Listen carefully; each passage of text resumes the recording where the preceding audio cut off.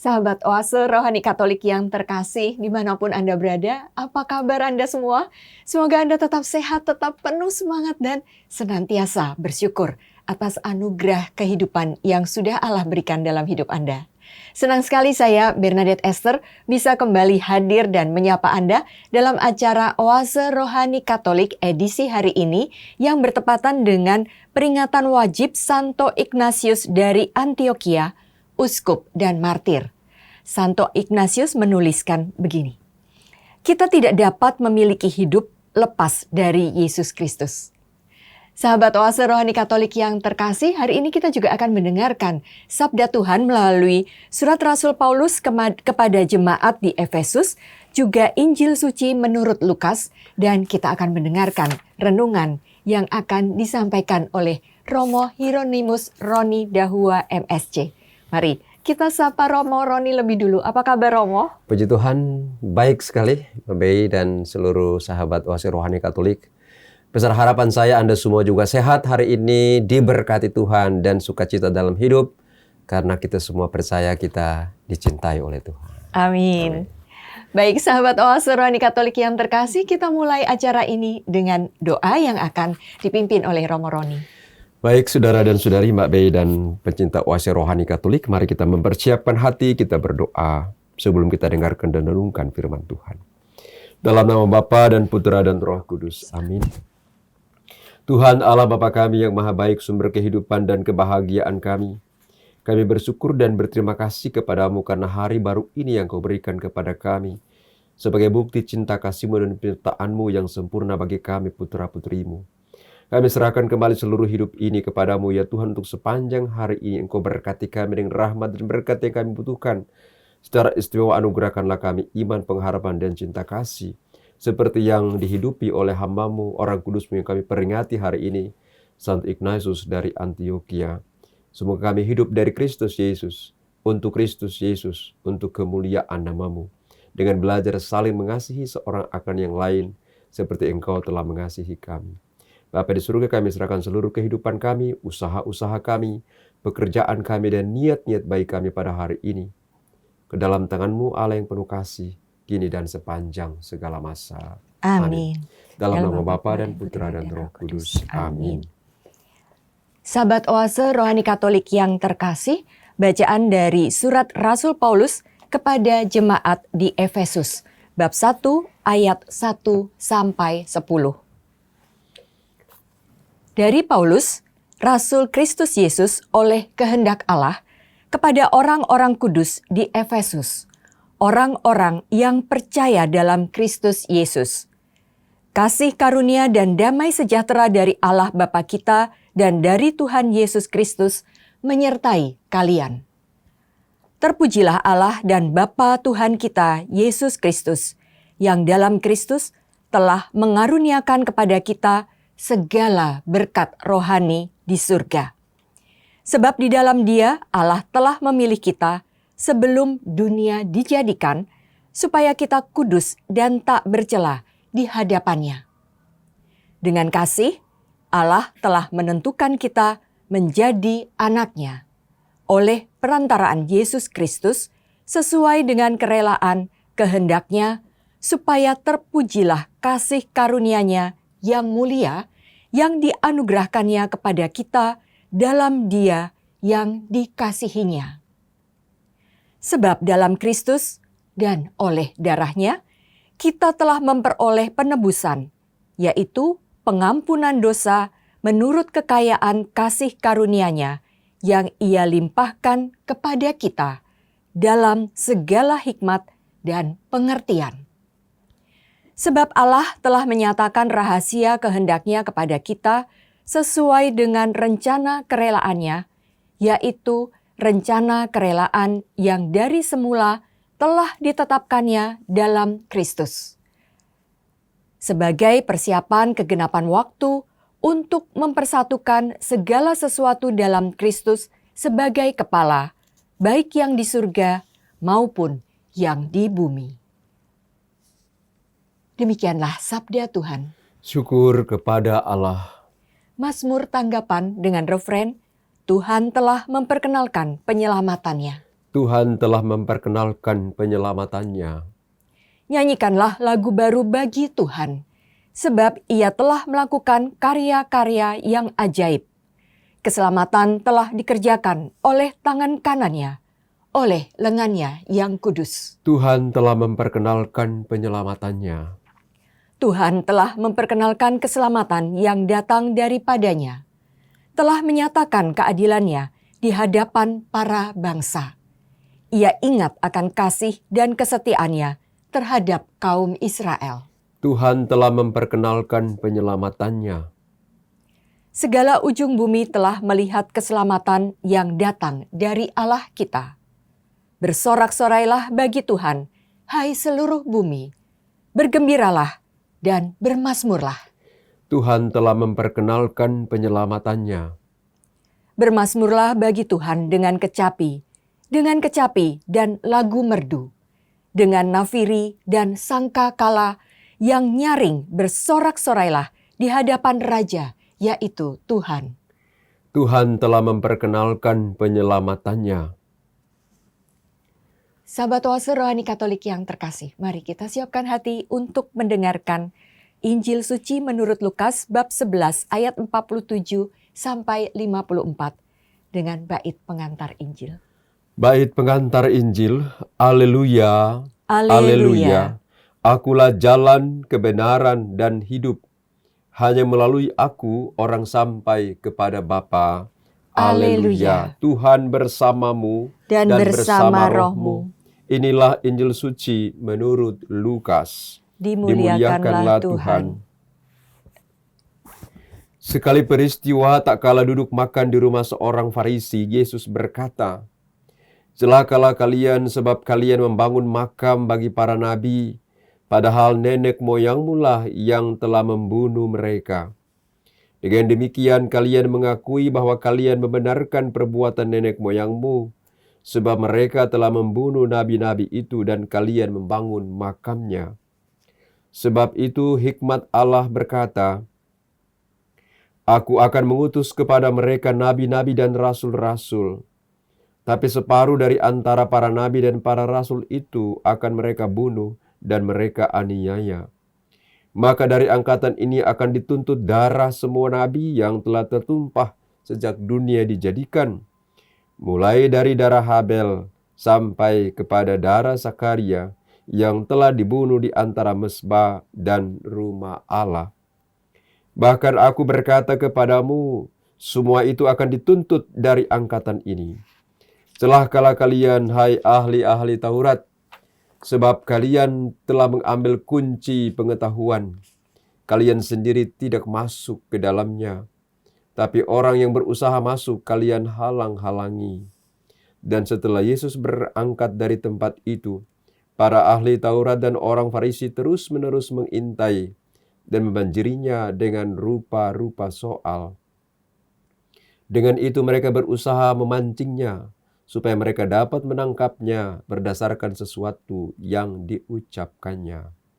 Demikianlah sabda Tuhan. Terpujilah Kristus. Ya, Romo Roni, dari surat Rasul Paulus kepada jemaat di Efesus, kita mendengar bahwa Rasul Paulus menulis kepada jemaat di Efesus bahwa Allah telah memilih dan menjadikan jemaat di Efesus. Baik. Dan juga kita saat ini Betul. menjadi anak-anaknya, serta bersyukur dan memuji Allah yang telah mengaruniakan berkat rohani dari surga. Betul. Romo Roni, apa inspirasi iman yang hendak Romo sampaikan kepada kami? Baik, Mbak Bey dan para sahabat Oase Rohani Katolik yang terkasih, saya ingin mulai pesan-pesan rohani hari ini dari peringatan wajib gereja yang kita rayakan atau peringati hari ini, yaitu Santo Ignatius dari Antioquia, seorang uskup dan martir. Ada kata-kata singkat dari orang kudus ini yang tadi dikutipkan oleh Mbak Bey, itu sangat menarik sekali untuk menjadi sumber inspirasi kita, bahwa kita ini tidak dapat memiliki hidup kalau kita terlepas dari Yesus Kristus. Sebuah kalimat yang singkat namun penuh makna, dan inilah kekuatan kita dan inti iman kita ada di sini, bahwa kita itu tidak boleh hidup kalau kita terlepas dari Tuhan Yesus Kristus, Tuhan kita. Dan saya kira dalam beberapa ayat kitab suci dia juga sudah menegaskan kepada murid-muridnya bahwa kalau kamu tidak tinggal dalam aku dan aku dan kita di dalam dia, kita tidak akan banyak berbuah. Sama seperti ranting yang terlepas dari pohonnya, dia tidak bisa menghasilkan banyak buah selain mati dan dibakar. Betul. Saya kira kata-kata ini memberi inspirasi kepada kita, memberi pesan rohani yang pertama kepada kita semua di hari ini. Jangan sampai kita untuk melepaskan diri atau bahkan melupakan Tuhan dalam hidup kita. Kita harus selalu sadar bahwa dalam hidup ini kita boleh ada hari ini, kita boleh bekerja hari ini, kita dapat berkat hari ini, itu semua karena kebaikan dan kemurahan Tuhan.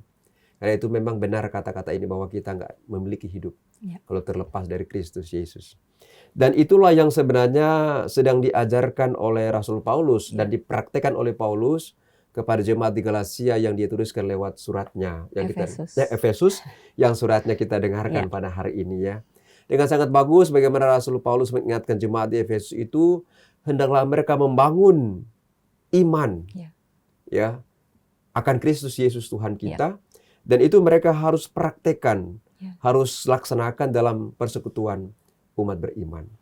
Sehingga pesan yang kedua saya kira dari bacaan pertama pada hari ini untuk kita semua yaitu bahwa dalam membangun persekutuan rohani dalam membangun keluarga kita, dalam membangun komunitas kita, dalam membangun lingkup kerja kita, dalam membangun kehidupan kita sebagai persekutuan orang beriman, memang Kristus Yesus harus menjadi dasar dalam membangun persekutuan itu.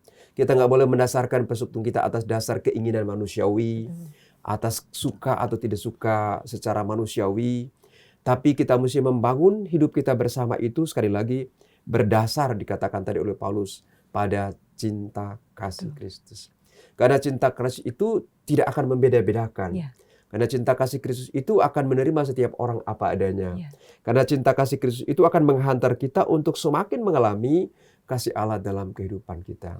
Dan itu yang saya kira Rasul Paulus mengingatkan kepada jemaat di Efesus, agar marilah kita hidup dalam Kristus Yesus yang telah mempersatukan kita. Dia adalah tanda kasih Allah kepada kita umatnya yang kini hadir di tengah-tengah kita dengan semangat Injilnya, menjadi kabar sukacita bagi kita, sehingga tidak ada pilihan lain dalam hidup kita sebagai umat beriman. Mari kita bangun keluarga kita bangun komunitas kita bangun lingkungan kita bangun wilayah kita bangun gereja kita bangun lingkup kita dalam hidup di tengah-tengah masyarakat dengan semangat kasih Kristus ini. Ini pesan yang kedua. Pesan yang ketiga dari bacaan pertama kita dengarkan pada hari ini, mari kita membiasakan dalam hidup kita sebagai orang beriman untuk saling memberikan dukungan, saling memberikan pujian. Jangan kita menghalang-halangi orang. Karena hari ini dalam Injil nanti kita akan dengarkan dan renungkan bagaimana Yesus itu mengecam orang-orang Farisi yang tahu tentang pengetahuan yang baik dan benar, tapi mereka tidak masuk di dalamnya dan tidak menghayatinya, atau bahkan orang-orang yang masuk di dalamnya mereka halang-halangi. Nah, karena itu dalam hidup kita sebagai orang beriman, baiklah dalam hidup ini seperti pesan Paulus kepada jemaat di Efesus, mari kita saling meneguhkan, kita saling menguatkan, kita saling memberikan afirmasi positif. Sama seperti Paulus, dia memuji orang-orang Efesus. Saya memuji kalian akan hidup kalian dalam Kristus Yesus yang sungguh-sungguh nyata. Jadi ini pesan ketiga yang bagus kita renungkan, bahwa dalam hidup kita orang beriman itu mari kita saling meneguhkan. Jangan kita saling menghalang-halangi atau bahkan kita saling menjatuhkan. Karena ini kadang kita temukan dalam hidup kita bersama Ketika ada orang itu hidupnya bagus, kita berusaha untuk menjatuhkan dia. Ada orang kita lihat dulu hidupnya, cara hidup yang lama jauh dari Tuhan. Sekarang dia mulai merubah hidupnya menjadi dekat dengan Tuhan, rajin ke gereja, banyak berbuat baik. Kita mulai katakan, sok suci, cari muka, cari pujian, dan sebagainya. Kita menjadi orang-orang yang justru tidak mendukung, tidak memberi afirmasi, tapi justru menjatuhkan. Paulus hari ini memberi teladan kepada kita ketika orang-orang bertumbuh dalam persekutuan kasih, bertumbuh dalam iman. Paulus katakan, mari kita beri dia dukungan, kita beri dia sokongan, kita beri dia kekuatan dalam hidup, supaya dia punya iman yang dia mulai miliki dan hidupi itu, sungguh-sungguh semakin hari semakin bertumbuh. Dan kalau dia bertumbuh dan berbuah, tentunya itu kan bagi kebaikan bersama, bagi kebaikan banyak orang.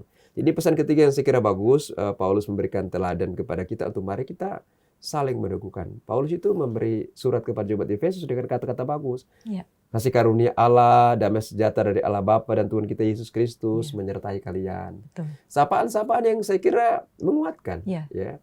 Dan hendaklah ini menjadi kebiasaan kita dalam hidup beriman juga, hidup keluarga. Mari kita saling memberikan pujian kepada keluarga kita. Kita beri sapaan-sapaan rohani. Ya. Sekarang kan banyak grup-grup WA atau grup WA pribadi. Pagi-pagi itu kita memberikan kata-kata yang meneguhkan. Tuhan memberkati kita hari ini, Tuhan sertai kita. Itu sapaan-sapaan yang sederhana, tapi sesungguhnya memberikan pengharapan yang besar. Ya. Jangan malah sebaliknya kita masih pagi-pagi, masih awal hari sudah berpikir tentang gimana saya bisa jatuhkan orang lain, gimana saya bisa gosipin orang lain, gimana saya juga bisa supaya orang lain itu tidak hidupnya, tidak bahagia, hidupnya hancur. Janganlah ya. Karena Paulus punya pesan bagus hari ini. Mari kita saling, karena orang-orang hidup dalam Kristus Yesus, orang-orang hidup dalam persekutuan kasih dengan Kristus, itu dia punya ciri salah satu adalah saling memberikan dukungan dan afirmasi. Itu orang-orang hidup dalam Kristus Yesus. Dia akan menghargai sesamanya, dan dia akan mendukung sesamanya untuk mereka bisa bertumbuh dan berkembang. Ya. Dan pesan yang keempat dan terakhir dari bacaan pertama hari ini saya kira bagus. Setelah mereka hidup dalam kasih, mereka kemudian menjadi saksi-saksi, menjadi utusan-utusan Tuhan. Tentunya mereka tidak menjadi seperti Paulus yang pergi ke daerah-daerah untuk mewartakan Injil, untuk mewartakan kitab suci, untuk mewartakan kabar itu. Mereka tidak pergi dari kota ke kota. Tapi bahwa hidup yang baik, bahwa hidup yang benar, kata-kata yang baik, perilaku yang baik, itu sudah menjadi Injil yang hidup bagi banyak orang. Karena kita berpikir, agar bisa mewartakan itu bisa menjadi kesaksian itu, ya harus menjadi romo, harus baca kitab suci, harus pandai baca kitab suci, harus menjadi seorang evangelis dan sebagainya. Itu memang bagus, itu memang baik. Tapi kesaksian, kata-kata kita yang baik, cara hidup kita yang baik, ya, berpikir yang baik, itu juga sudah menjadi pewartaan yang besar kuasanya sebenarnya, yang penuh wibawa dan yang bisa mempengaruhi banyak orang. Karena kita bisa mengajak orang lain tidak hanya dengan kata-kata saja, tapi dengan cara hidup kita. Dan keteladanan itu adalah cara pewartaan yang paling ampuh. Ya, keteladanan hidup itu adalah menjadi pewartaan yang paling besar dan mempengaruhi, bisa merubah hidup orang lain dan melihat cara hidup kita yang baik. Saya kira ini Pak Bey untuk pesan bacaan pertama dan peringatan kita pada hari ini, yaitu kita belajar untuk bagaimana dalam hidup ini Santo Ignatius sudah memberi teladan kepada kita bahwa memang harus hidup bersatu dengan Kristus Yesus. Dan saya kira satu pesan lagi yang bagus dari orang kudus ini, yaitu bahwa ternyata mencintai Kristus itu, memiliki Kristus itu memang dia punya taruhan adalah pengorbanan. Dan kita tahu seorang martir itu adalah mereka yang mengorbankan hidupnya karena cinta akan Kristus Yesus. Dan kita tahu kan riwayat singkat dari Ignatius itu kan dia adalah uskup di Antioquia, kemudian waktu itu pemerintahan kaisar, salah seorang kaisar yang waktu itu saya tidak ingat persis namanya, tapi dia sangat keras dan itu dia kejar-kejar itu Ignatius bersama dengan pengikut-pengikut Kristus. Dan ketika mereka ditangkap, itu mereka kemudian disuruh memilih mau murtad atau mati. Itu. Tapi Ignatius kemudian tidak memilih keduanya, tapi dia katakan bahwa Kristus Yesus yang saya imani itu adalah kekuatan hidup saya. Akhirnya dia kemudian dibawa di gelanggang binatang buas, dilepaskan kemudian diterkam oleh binatang buas dan mati menjadi martir. Jadi saya kira kehidupan Santo Ignatius ini mengingatkan kita sekalian untuk mencintai Tuhan memang dibutuhkan kesetiaan dan pengorbanan. Mencintai keluarga dibutuhkan kesetiaan dan pengorbanan. Mencintai komunitas dibutuhkan kesetiaan dan pengorbanan. Mencintai gereja dibutuhkan kesetiaan dan pengorbanan. Mencintai pekerjaan dibutuhkan kesetiaan dan pengorbanan. Kalau ingin dapat berkat dari Tuhan, belajar setia dan berkorban dalam hidup ini. Saya kira ini. Betul, Romo Roni tadi bagus sekali ya, di ayat kelima disebutkan dengan kasih Allah telah menentukan kita menjadi anaknya. Betul. Luar biasa ya dianggap anak Tuhan. Ini satu keistimewaan ya. Saya sering dalam memberikan renungan di kelompok doa, saya bilang kita tuh harus bangga. Iya. Kita mesti bersyukur sekali bahwa kita ini dengan keadaan kita seperti ini, Iya. tapi kita ini anak Allah loh. Iya. Jadi kita ini anak-anak Allah semua yang memang Tuhan itu namanya anak ya. Seorang bapa itu, Allah itu melebihi kasihnya dengan seorang bapa dalam tanda petik manusia ya. Iya. Melebihi dari semua itu. Dia memang Allah yang sangat baik. Dan dalam kebaikan hatinya itulah bayangkan kita merasakan betapa dia menganggap kita sebagai anak-anaknya. Itu. Dan dia berikan kita nggak tanggung-tanggung ya. Dia beri kita saudara yaitu Yesus Kristus, anaknya sendiri. Dan bahkan dia beri kita hidup yang bukan hidup biasa-biasa. Bukan dia hidup yang kita bisa dapat di mana saja. Tapi diberikan kita dah hidup yaitu Roh Kudusnya sendiri. Yang membuat kita bisa menyapa dia, ya Aba, ya Bapa. Karena Roh Kudus itu rohnya sendiri. Saya kira begitu. Ya. Sahabat Oase Rohani Katolik yang terkasih, tadi kita sudah dengarkan renungan yang disampaikan oleh Romo Roni. Romo Roni mengatakan betapa bahagianya kita menjadi anak-anak Allah. Karena itu yang perlu kita lakukan adalah menjalani hidup kita dengan cinta dan memberi kesaksian tentang Tuhan dalam semua yang kita lakukan ya Romo. Betul. Sahabat Oase Rohani Katolik yang terkasih, kita akan jeda sejenak untuk mengendapkan apa saja yang sudah kita dengarkan tadi. Jangan kemana-mana karena setelah jeda kami akan kembali untuk melanjutkan perbincangan rohani. Tetaplah bersama kami.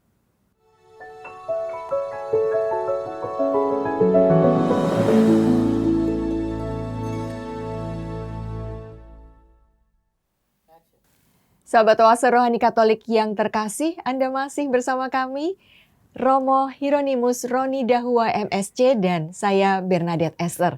Bila Anda punya saran, hendak mengajukan pertanyaan, Anda bisa menghubungi kami baik melalui email dengan alamat orkkaj2021@gmail.com atau mengirimkan pesan melalui WA dengan nomor 0881 0251 33438. Kini, mari kita lanjutkan perbincangan iman kita. Romo Roni, tadi dalam Injil Suci menurut Lukas, kita mendengar bahwa Yesus mengecam para ahli Taurat karena membangun makam para nabi, padahal mereka dibunuh oleh nenek moyang mereka sendiri ya Romo. Iya, betul. Apa inspirasi iman yang hendak Romo Roni sampaikan kepada kami? Baik, terima kasih Mbak Bei bersama dengan sahabat Oase Rohani Katolik. Memang Injil hari ini, waduh, Yesus benar-benar mengecam habis-habisan. Ini ahli-ahli Taurat dan orang-orang Farisi dengan kata-kata yang keras kasar ya, keras banget. Keras. Bukan hanya mengatakan awas ya, Iya. hati-hati ya, tapi dia katakan celakalah. Iya. Celaka itu kan seperti mengutuk ya. Mengutuk, betul. Seperti mengatakan gak ada hidup lagi pada kalian. Namanya celaka kan ya antara hidup dan mati ya. Dan ini kan kata-kata keluar dari mulut Yesus ya. Keras sekali yang punya kuasa ya. Jadi kita bisa membayangkan apa yang terjadi. Betul. Ya. Jadi Injil hari ini mengingatkan kita semua, saya kira umat beriman, anak-anak Allah, ya, saudara-saudara dikasihi oleh Yesus, bahwa dalam hidup ini kita perlu menghindari hal-hal yang memang tidak berkenan di hadapan Tuhan. Ya. Kita mesti belajar untuk selalu memilih yang terbaik dan sesuai dengan kehendak Tuhan dalam hidup kita. Karena buah dari pilihan kita yang salah, yaitu memang adalah mungkin kita nggak celaka di jalan, tapi kita mungkin akan mengalami sesuatu yang sungguh-sungguh jauh dari Tuhan. Ya, saya kira kita juga nggak boleh bilang celaka kamu nggak masuk gereja, celaka kamu nggak berbuat baik, juga itu juga kasar banget ya. Tapi sekurang-kurangnya di saat kita tidak setia kepada Tuhan, di saat kita tidak melaksanakan apa yang Tuhan kehendaki, pasti kita akan jauh dari Tuhan. Dan jauh dari Tuhan itu akan membuat kita kemudian ya mengalami hal-hal yang dalam tanda petik mungkin di mata dunia membuat kita sukacita, tapi di mata Tuhan kita sudah mati sebenarnya. Kita tidak hidup lagi. Oleh karena itu kepada ahli-ahli Taurat hari ini Yesus sangat keras mengatakan pada mereka, kamu bangun makam nabi-nabi. Padahal mereka itu dibunuh oleh nenek moyangmu. Berarti dengan itu kamu mengafirmasi bahwa perbuatan nenek moyang kamu itu benar. Artinya Yesus mengingatkan para ahli-ahli Taurat itu, para orang-orang Farisi itu, sebenarnya mereka itu harus belajar dalam hidup ini untuk memilih Yesus. Dalam arti harus mengandalkan Yesus. Tapi mereka kan lebih memilih untuk mengikuti, mereka punya cara hidup sendiri. Mereka memilih cara hidup yang bertentangan dengan Yesus. Karena itu mereka suka cari-cari celah. Betul. Di mana mereka dapat mempersalahkan Yesus dan kemudian pada akhirnya mereka menyalibkan dia. Ya. Karena itu sekali lagi perbuatan-perbuatan seperti ini memang apalagi saat kita sudah kenal Tuhan. Ya. Kita sudah kenal kebenaran. Kita sudah mengenal kasih. Kita sudah lama menjadi Katolik. Kita sudah ikut kegiatan-kegiatan rohani begitu banyak. Pengetahuan kita akan Tuhan Yesus itu sudah cukup. Ya. Kita peroleh. Nah, ini harus menjadi kekuatan dan harus menjadi sumber pengetahuan yang kita laksanakan. Ya. Yang kita ajarkan dan kita praktekkan dalam hidup. Ya. Jangan kita sebaliknya kita sudah mengenal Tuhan, tapi cara hidup kita itu jauh dari Tuhan. Kita sudah rajin ke gereja, sudah ikut kegiatan rohani, sudah rajin baca kitab suci, tapi perbuatan kita masih cara hidup yang lama. Jadi batu sandungan. Jadi batu sandungan bagi orang lain. Nah, ini di mata Tuhan, di mata Yesus ini kecelakaan besar. Ya. Jadi karena itu sekali lagi kita tidak berbicara tentang kecelakaan bahwa you nanti ditabrak di jalan, nggak bicara kecelakaan you jatuh dari lantai 2 ke lantai 1 misalnya. Kita nggak bicara kecelakaan soal itu. Tapi sebuah cara hidup yang akan you jauh dari Tuhan.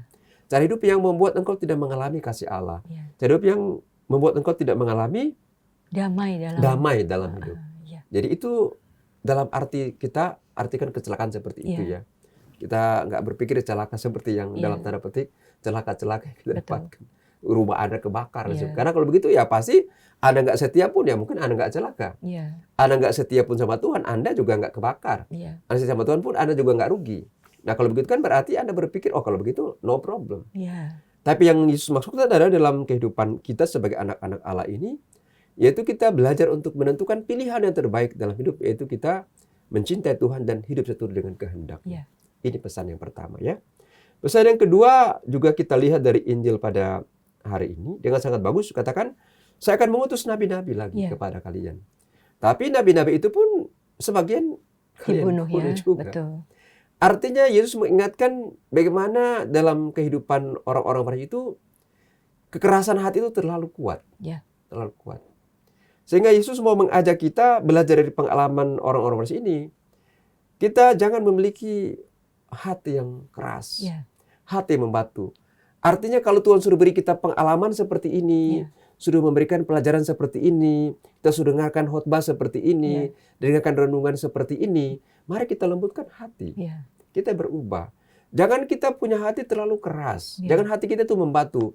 Kita sudah beri nasihat seperti ini, sudah datang kepada Romo minta nasihat seperti ini, sudah datang ke minta sakramen pengampunan dosa seperti ini, tapi hati kita itu benar-benar keras sekali. Hati kita benar-benar tertutup. Hati kita benar-benar membatu. Karena itu sekali lagi pesan kedua dari kita, dari Injil untuk kita pada hari ini adalah mari kita miliki hati yang terbuka dan memiliki kelembutan hati untuk mau menerima sapaan-sapaan Tuhan yang menyelamatkan dalam kehidupan kita. Karena terkadang sekali lagi kita itu mengalami pengalaman-pengalaman yang menantang, yang menyakitkan, mungkin juga pengalaman pahit, atau mungkin penderitaan karena kita punya hati terlalu keras. Hati kita tuh nggak mau lembut untuk mau terbuka, menerima dan mendengarkan. Karena itu pesan Injil kedua untuk kita hari ini, mari kita lepaskan ketegaran hati. Kita buang jauh-jauh ketegaran hati dan kita ganti dengan hati yang terbuka dan hati yang lemah lembut untuk mau mendengarkan sapaan Tuhan dalam hidup kita ya. Karena itu sekali lagi ini pesan Injil ini bagus sekali untuk kita renungkan di sepanjang kehidupan kita khususnya di hari ini ya. Dan pesan yang terakhir saya kira pesan ketiga juga saya kira bagus dari ahli-ahli Taurat ini juga kita belajar. Mereka juga dikecam oleh Yesus dengan kata celaka. Karena mereka ini orang-orang yang punya pengetahuan bagus. Ahli Taurat ini kan orang-orang yang terpelajar ya, mereka pandai kitab suci ya. Hukum-hukum mereka kuasai. Tapi sayang sekali mereka pegang kunci pengetahuan dan mereka sendiri nggak masuk di dalamnya gitu. Nah, masuk itu artinya apa? Tidak masuk dalam penghayatan dan cara hidup gitu. Jadi mereka punya pengetahuan tentang kitab suci, pengetahuan tentang Taurat-Taurat itu. Mereka hanya tahu di kepala saja, tapi nggak masuk ke hati. Karena nggak masuk ke hati ya tentu nggak dihayati. Karena nggak dihayati ya maka perbuatan mereka pun tidak seperti apa yang mereka ketahui. Saya katakan bahwa dalam kehidupan kita manusia ada suatu perjalanan yang paling jauh dalam hidup kita. Kita boleh mengatakan perjalanan ke Amerika itu jauh. Tapi kalau kita punya uang 12 jam, 13 jam, kita sudah bisa sampai. Perjalanan ke Eropa itu kita katakan jauh. Iya. Tapi kalau kita punya duit, Iya. kita punya kemauan, dan kita luangkan sedikit waktu, pasti sampai. Iya. Tapi saya bilang ada satu perjalanan yang paling panjang, yang kadang banyak orang tidak mampu selesaikan perjalanan itu. Sekalipun dia itu duitnya banyak, waktunya ada, yaitu perjalanan dari pikiran Ke dalam hati. menuju hati, Iya. menuju tindakan. Iya. Ini perjalanan yang paling panjang. Iya. Dan orang-orang ahli Taurat itu tidak bisa melaksanakan perjalanan itu. Betul. Mereka cuma sampai pada pengetahuan, Iya. tapi mereka tidak selesaikan perjalanan menuju hati, Iya. dan tidak selesaikan perjalanan menuju tindakan. Karena itu sekali lagi perjalanan ini harus kita coba lakoni pada hari ini. Iya. Sebagai orang-orang beriman, orang-orang percaya pada Kristus, mari kita laksanakan perjalanan ini. Perjalanan dari pikiran ke hati, menuju tindakan. Artinya begini, kalau kita punya pikiran positif, kalau kita punya pikiran baik untuk keselamatan, untuk Iya. kebahagiaan keluarga, Iya. komunitas, dan gereja, mari kita daratkan ke hati kita. Betul. Kita memiliki hati yang berbelas kasih. Iya. Kita memiliki hati yang mau menerima. Iya. Hati yang mau lemah lembut. Dan setelah kita memiliki hati seperti itu, sekarang saatnya kita berjalan, berkeliling, sambil berbuat baik. Betul. Jadi pikiran sama seperti Yesus. Dia punya pikiran sangat luar biasa. Saya datang untuk melaksanakan kehendak Allah, untuk menyelamatkan manusia. Dia masukkan dalam hati. Dia memiliki hati yang mudah tergerak oleh belas kasihan, melihat manusia yang berdosa, Iya. yang sakit dan menderita. Kemudian dia punya pikiran itu, dan dia punya hati yang tergerak oleh belas kasihan. Dia wujudkan dalam perjalanan. Dia berjalan, berkeliling, sambil Iya. berbuat baik. Nah, kita pun harus seperti itu. Iya. Ya, ahli Taurat ini dikecam oleh Yesus Iya. karena mereka punya pengetahuan, tapi sayang sekali mereka nggak Iya. hayati, dan bahkan mereka punya hati jahat. Iya. Bahkan mereka punya hati justru mau bagaimana supaya Yesus itu mereka bisa jatuhkan. Iya. Ya, dan perbuatan mereka juga pada akhirnya jahat. Betul. Akhirnya bersekongkol untuk kalau boleh kita cari dan kita bunuh orang itu. Jadi Mbak Bei bersama dengan sahabat Oase Rohani Katolik yang terkasih, saya kira ini pesan ketiga untuk kita. Perjalanan yang paling panjang dalam hidup kita itu dari hati, dari pikiran, Ke dalam hati menuju tindakan. Tindakan. Mengapa perjalanan itu jauh, Mbak Bei? Karena perjalanan itu tidak butuh uang banyak. Tapi perjalanan itu membutuhkan komitmen, Iya. kesetiaan, Kesetiaan. dan pengorbanan. Iya. Saya kira ini yang tidak ada pada ahli Taurat dan orang Farisi. Iya. Sehingga mereka dikecam oleh Yesus. Jadi kalau kita nggak punya komitmen, kita nggak punya kesetiaan, kita nggak punya pengorbanan, sebaliknya kita hanya punya kebencian, hanya kita punya iri hati seperti ahli Taurat dan orang Farisi, maka Yesus akan katakan, celakalah kalian. Iya, Romo, Injil yang hari ini kita dengarkan ini berkorelasi dengan peringatan wajib atas kemartiran Santo Ignatius ya, Romo. Iya. Penganiayaan bahkan pembunuhan terhadap orang-orang yang Betul. diutus Allah ini kan sebagai suatu bentuk penolakan yang Betul. sangat keras sebenarnya Betul. terhadap Allah sendiri. Iya. Dan kelak Allah akan meminta pertanggungjawaban perjawaban, itu ya, betul. Romo. Dan itu Benar. sangat mengerikan. Iya, memang. Saya ingat satu kata itu, dimintai pertanggungjawaban. Iya. Ini benar. Saya ingat. Jadi kata celaka itu memang berhubungan dengan pertanggungjawaban yang akan Tuhan minta kepada kita Iya. masing-masing. Jadi karena itu sekali lagi para sahabat Oase Rohani Katolik dan Mbak Bei yang terkasih, memang hidup ini Tuhan berikan dengan cuma-cuma. Iya. Tuhan mengangkat kita sebagai anak-anaknya. Tuhan beri kita rahmat dan berkat melimpah. Tuhan beri kita rohnya. Iya. Tapi pemberian Allah itu, rahmat Allah itu harus kita pertanggungjawabkan dalam hidup. Iya. Ya, ini bagus sekali kita. Iya. Jadi hidup ini Tuhan beri kita seperti saat ini adanya, untuk Tuhan ingatkan ada saatnya kita mesti bertanggung jawab atas kehidupan kita. Ini, ya. Ya. Saya kira bagus sekali pertanggungjawaban ini. Baik, sahabat Oase Rohani Katolik yang terkasih, kita sudah mendengar apa yang disampaikan Romo Roni tadi. Mari coba kita renungkan dalam hidup kita. Apakah kita sudah sesuai dengan kehendak Allah, Betul, dengan betul. cinta dan membuka diri kita terhadap sapaan Tuhan, baik melalui firman-Nya maupun Betul. melalui para gembala yang baik dan murah hati yang setiap hari hadir dalam acara Oase Rohani Katolik. Betul. Sahabat Oase Rohani Katolik, kita sudah berada di penghujung acara. Mari kita hendapkan seluruh sapaan Tuhan pada hari ini, dan kita akan menutupnya dengan doa penutup dan meminta berkat Tuhan melalui Romo Roni. Para sahabat Oase Rohani Katolik yang terkasih dan Mbak Bei, mari kita mengakhiri renungan kita pada hari ini dengan berdoa. Dalam nama Bapa dan Putra dan Roh Kudus. Amin. Tuhan Allah Bapa kami yang maha baik, sumber kehidupan dan kebahagiaan kami. Kami bersyukur dan berterima kasih kepadamu atas kasih-Mu yang melimpah dalam hidup kami. Kasih-Mu yang begitu besar, yang begitu agung bagi kami. Engkau mengangkat kami menjadi putra dan putri kesayangan-Mu. Engkau memperkaya kami dengan kasih-Mu. Oleh karena itu ya Bapa, ajarlah kami dalam hidup ini untuk semakin setia mengasihi Engkau di atas segala-galanya, untuk berani berkorban untuk kemuliaan nama-Mu, untuk cinta kami kepadamu. Seperti orang kudus-Mu hari ini, Santo Ignatius memberikan teladan kepada kita, mencintai Tuhan harus rela untuk berkorban. Semoga kami pun pada hari ini karena cinta kasih kami kepadamu, kami berani untuk berkorban waktu, pikiran, tenaga, materi, untuk kemuliaan nama-Mu dan juga untuk keselamatan banyak orang yang kami jumpai. Bapa di surga, ajarlah kami semua pada hari ini untuk membangun persekutuan dalam Dikau, dalam keluarga kami, dalam komunitas kami, dalam lingkungan kerja kami. Biarlah kami mengikat komunitas kami mengikat persekutuan kami dengan kasih-Mu sendiri. Kami hendak bangun persekutuan kami dengan kekayaan rahmat yang Kau anugerahkan kepada kami semua.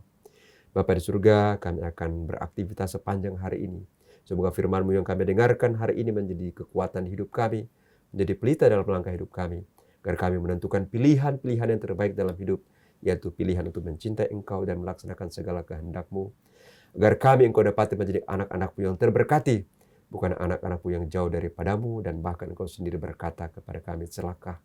Karena itu ya Tuhan, hindarkanlah kami dari kata celaka ini, tapi biarlah kami dalam hidup ini, sepanjang hari ini, boleh mendengarkan kata-kata, yaitu Engkau memberkati kami, Engkau mengasihi kami. Kami serahkan hidup ini ke dalam tangan-Mu ya Tuhan. Engkau Allah yang baik dalam hidup kami, kini dan sepanjang segala masa. Amin. Tuhan beserta kita, Sekarang dan selama-lamanya.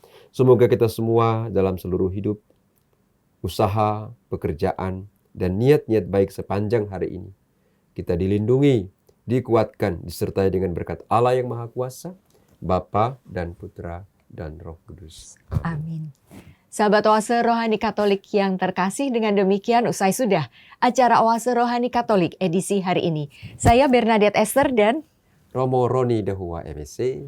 Kami berdua pamit undur diri. Selamat melanjutkan aktivitas Anda. Sampai jumpa pada acara Oase Rohani Katolik edisi berikutnya. Salam.